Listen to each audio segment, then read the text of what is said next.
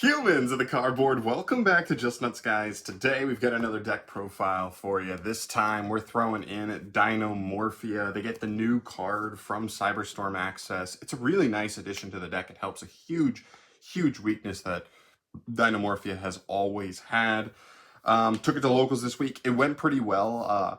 I went 3-2, but I lost the final round to like literally an impossible matchup, like the hardest matchup you can have. I didn't even play my best matchup, and then I lost a close one to Kashtira as well. So yeah, really cool. We'll talk about that a little more as we go through it, but without further ado, let's just jump into this list. You know, the deck is pretty simple. I don't think there's a ton of wiggle room for the list. I just don't think there's a ton of things you want to cut because just so many cards. A lot of the list just makes so much sense right now in the way it works in the deck and versus what the current format is. So, yeah. So starting off here for our dinosaur lineup here, we just have triple copies of Theresia, triple Diplos, and one Miscellaneousaurus. Theresia is phenomenal. It's one of your best starter cards. Diplos is poop. I hate that we have to play this card, but you just have to have names that you can keep fusing if your opponent's able to out some of your fusions. And I think 3 separate times yesterday I opened double Diplos. I don't know what my win rate was in those games. It might have been like 2-1 or 1-2. I definitely lost one game just because I couldn't do anything because I opened like double him and Theresia. It's terrible. And then Misk. Misk was not great, to be honest, yesterday. I do still think he might be worth playing because I still saw multiple hands where I drew like Theresia plus Fossil Dig or double Fossil Dig, and I was just like, well, I mean, there's no real utility I'm getting out of this second Fossil Dig if I don't play Misk. And Misk helps Theresia resolve. Misk helps, make Rex harder to out for your opponent. Still think it might be worth it in the long run. It's only a one-off. But yesterday particularly, it wasn't great for me. I don't think it actually won me any duels. Hopefully down the line, we'll get one more main deck monster that makes like Diplos good. I've talked about a DINOMORPHIA, where if it's in grave and you control a DINOMORPHIA can summon itself. That way, at least like Diplos would be a 1-card rank 4. You know what I mean? Make the deck able to make Zeus, make the deck able to, make Evolzar, Lagia, or Dolka going first. Like, you know what I mean? Like, that would help a little bit for the deck for sure, but it is what it is. We'll see. And it would just give value to a card that I opened multiple times yesterday, and it was like dead poop. So, yeah, that'd be cool. Moving on, hand traps. The only hand traps I play in the entire list are just triple Ash and triple Droll, if you don't consider Misk a hand trap. These are pretty self-explanatory, I think. Droll is just too good in the format. It's like mid at worst versus like pretty much every matchup. That's like really big right now. I guess you could argue Labyrinth is like the one matchup that's like significant enough where this card's like pretty terrible against. But mostly everything else it's pretty good for. So it goes from like incredible versus stuff like Sword Soul or Super Heavy Samurai to mid versus most of the other decks. So I still think it's worth playing, making sure you're only having to break mediocre boards going second. And then you have Ash. Ash I think is mandatory in this deck because I played him in the last round at locals this week, but like Branded feels like an impossible matchup. It is so hard to beat Branded with this deck, and I think it's the one thing holding this deck back from being maybe one of the best control, trap control decks in the game. But you play this just because Branded is the hardest matchup, and if they open a weaker hand and you just Ash the most important card in the hand, Branded Fusion potentially, and they don't have a play, you kind of have to play for that. Otherwise, there's 2 things you just like hard lose to. You lose to Masquerade because you're going to put your life points under 500 by default anyway, and Masquerade doesn't activate. So Rex Term doesn't even stop Masquerade, and I believe your traps don't even stop the burn damage either, or like eventually it'll get you. You know what I mean? They can play passively, and just if you try to play, you'll eventually kill yourself, which is terrible.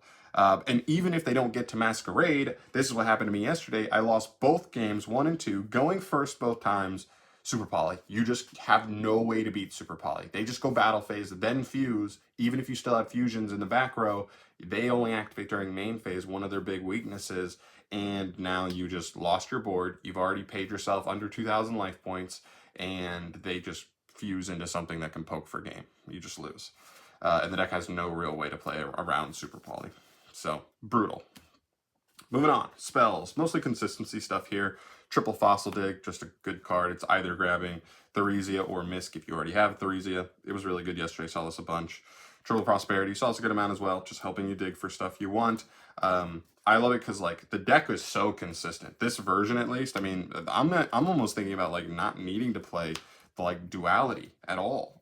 Yesterday, I will say this, the one thing, and I did open double Diplos, I did not have a single duel where I could not play. Not a single duel in 5 rounds. So if you want a deck that like is always going to give you a chance, I think this is a good one. It's just so hella consistent because you can open either one of the traps. I play a trap trick, so that can work. Opening essentially any of these 8 also usually just gets you to a trap. Obviously Theresia as well. There's just so many starter cards in the deck, it's crazy. But nothing too crazy here other than that. Like the called is just because Ash is the biggest problem for the deck. I actually didn't, I only got, someone tried to Ash me 1 time on a fusion and I did have a negate for it. That is like your one concern, is only having 1 fusion and your opponent having Ash for it. But with the new trap card for the deck, you kind of just like don't worry about that anymore. It's just not a problem. So that's pretty cool. Then we move to the traps. So for the Dinomorphia traps, obviously you play Triple Frenzy and Triple Domain. I learned very quickly. I'd actually never played this deck before. I'd always thought it was cool, but I never played it. So this is this weekend, or this week was my first time actually playing it in a, against people. Domain, I learned that Domain is the one you always fire first. You save Frenzy, because Frenzy doesn't require you to go through Kentragina to get to Rexterm, whereas Domain does. So you always want to like go through that first. That way if your opponent just like is able to out that first Rexterm, this one can get you to the second one without having to go through Kentragina, who's a hard one to return, and go on from there. But these were great. No complaints here. Frenzy is by far the better one in my opinion, but they're both still really good in their own ways. For the defensive Dinomorphia cards, Triple Intact. This is the new one. 1 Sonic, 1 Brute, and 1 Alert. I think I used all of these once except for Alert. I don't think I ever used Alert. I still like the idea of it. The basic idea of Alert right now is with stuff like Kaiju's running around, Santa Claus, just because, Pirelli's kind of being a thing. You could just get Kaiju'd on a Rex turn. And so Alert is a simple way to, like, you don't even have to use, you don't even have to have a second fusion. You can just alert back the Rex turn immediately and still, like, you know what I mean? Hold them under that lock, which is pretty cool. But, definitely, it was just a utility card, didn't come up. It's a one-off, not a huge deal. All the rest came up, though. Sonic, I ended up searching Sonic 1 duel because I already had a monster negate to guarantee my trap would resolve, my fusion, and then I also got Sonics that way. We don't care about Evenly. We don't care about Lightning Storm, Harpy's Feather Duster, that kind of stuff. And then I used Brute once or twice. But Intact I drew all day, and I was not mad about it. It's pretty good. I mean, the one thing you could say about it is if you resolve your fusion, you're kind of already keeping your opponent from activating monster effects anyway. But it does still stop certain cards from being able to do stuff like activate in hand, activate in grave. If you play Sword Soul, it stops Tenyi Vishuda, so that's like important because that's like their main out to Rexterm. That's a big thing with this deck as well, is playing the deck is not that hard. It's about timing, and that's like, once you get a little bit better, a little bit of practice, you learn the timing a little bit better. From there, though, it's more about like when you play certain matchups, really knowing that matchup and knowing what their out is. You're very consistently going to get to Rexterm. From there, though, you just need to play correctly so that way you can keep your opponent from having the out, whether they're going to try and find a burn condition to kill you, but you just put the right traps in grave to keep you from dying that way, whether it's something like a Vishuda for Sword Soul, whatever the equivalent of that would be for the deck you're playing against. That's kind of the key to like being successful with this deck, is like beating the outs. I definitely messed up versus the Cash player I lost to, because he went into Scareclaw, Kashtira, attacked and died to my Rexterm, but then just used his effect. His effect made it so Rexterm's effects are negated till the end of the turn. So then he had an out to it that way. So, right, it's just, you know what I mean, playing to the outs, essentially. But in reverse, defensively. The last 2 normal traps I play are 2 Fair Flames and 1 Trap Trick. Fair Flames was actually really good. Lucky enough, like I said, my hands were so consistent. I was always playing. I was always getting my life points below 2,000 at the bare minimum, which means Fair Flames is insane. I used this, I think, once versus a Cashier guy, once versus another matchup that I can't remember off the top of my head. It was really good in both, to be honest. Just shuffle everything back. I did a really cool play with it where I held it till my turn, went into the Arc Rebellion, gained all the attack, and then shuffled all his monsters and punched for game, which is really cool. And then Trap Trick. This is cool because it can either just be, I mean, there's not a great deal of search targets off of this since I'm not playing multiples of like Intact or Alert, or not Intact, Brute or Alert. But like this being able to get you either of the fusions or Ferret Flames is more than good enough for me. I used it once to get Ferret Flame, or I think I got a fusion actually off of it. In a game where I couldn't win anyway, but it was whatever. It didn't come up, I just didn't draw it that much, but I still like the idea of it. That utility is really nice there. Oh, whoops. Let's go with that. The last trap I play in the main deck is Triple Solemn Strike. This card's really good. Nothing much to say here. It's just so good. It's just one of those traps where it's good going first and second. You can't say that about a ton of different traps. So I think you just play it, even though if you very quickly get too low to activate this. But if you can put Stealth Bergie on the field, it'll allow you to activate it still. So just depends, but it was still pretty good overall for me. And there you go. There's the main deck, 40 cards. As you can see, pretty streamlined, pretty simple, not getting crazy with too much stuff there. There's a world where you could lean more into hand traps. I just don't think this format is where we want to do that. But that's definitely something I could consider down the line. Okay, so for the extra deck, it's going to be pretty simple. I just max out on all the fusions. The fusions are great. Rexterm's insane. Kentragene is also really good, and Stealth Bergie is kind of just there as an extra material. Like I said, really the only reason to ever summon him is if you have like a Solemn Strike or two that are just dead in the back row. Just summoning him does turn them on, even if your life points are too low. But yeah, usually you're just sending him or banishing a copy for prosperity. Nothing crazy here, but these were great. It's fair. I mean, there's not much to say here. Kentragene is great at facilitating plays and certain utility, and Rexterm is just your win button. He just wins with so many duels. The rest of the extra stuff: 1 Dolka, 1 Lagia, 1 Raiders Knight, 1 Arc Rebellion.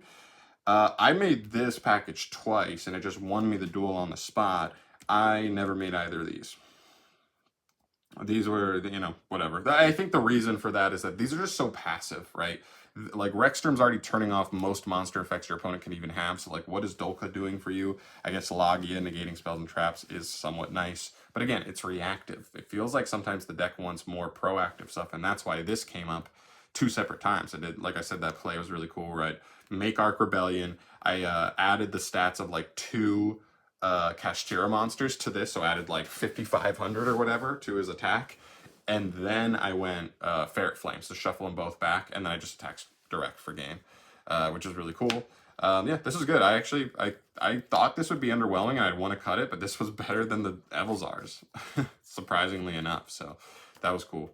One of this guy doesn't even make sense, to be honest, in this version. If you're playing a lot more hand traps, you know what I mean, you're playing your level 3 tuners, you can just normal summon them and go with Rexterm into this guy and just auto win with a Towers play. But when I'm only playing Ash in the list, it just doesn't come up. So it's cool, but like in this version, if you're not on more hand traps, I'm not sure it makes full sense. But whatever. And then Lingeribo. I just played this so that if someone does play Ibly, you know what I mean, I play a Cybers player on Ibly, I don't just auto lose to it. So yeah, that was pretty much it. You definitely need to play Chaos Angel in this deck. The deck can facilitate it. There were like 1 or 2 scenarios where I was like, I can make Chaos Angel right now. I just have an excess of bodies that just helps me break the board and push for a ton of damage right now. And you know, it would have been cool in those scenarios. So I would definitely make room for Chaos Angel. You could cut the Punisher if you're only on Ash, right? Because it's just not going to come up that often. You could cut the Lingeribo. You definitely could. I just don't want to auto lose at locals to something like that. You could even cut the Dolka, to be honest. Like I said, like you already have Rexterm. Like, why do you need Dolka? Lagia makes more sense because it covers what Rexterm doesn't. But yeah, that's pretty much it. Really, really cool deck. I actually had more fun playing it than I thought I would. Although, to be fair, I also like felt bad when I dueled against my opponents because this is one of those decks where as soon as people see what you're playing, they immediately go like, oh, I know this deck. It's just set up skill drain and like win. But it's a little more than that. So If you want a nice, like, pretty simple deck where all you need to do is kind of learn your matchups, and it's super cheap as well, learn your matchups versus, you know, the most important decks, you need to know what their outs are going to be. You can definitely do some good damage with this deck really quickly. So, you know, those were my thoughts overall. I'm going to leave it off there. Thank you so much for watching as always. Let me know your thoughts down below on the list. Like, what would you want to see different? What would you change with your personal list? Do you think I need more hand traps, less traps? I'd love to hear your guys' thoughts on that stuff down below. But that's going to do it for me here today. Thank you so much for watching as always. Subscribe if you have not yet and you want to see more deck profiles down the line. And I'll catch you in the next one. Peace.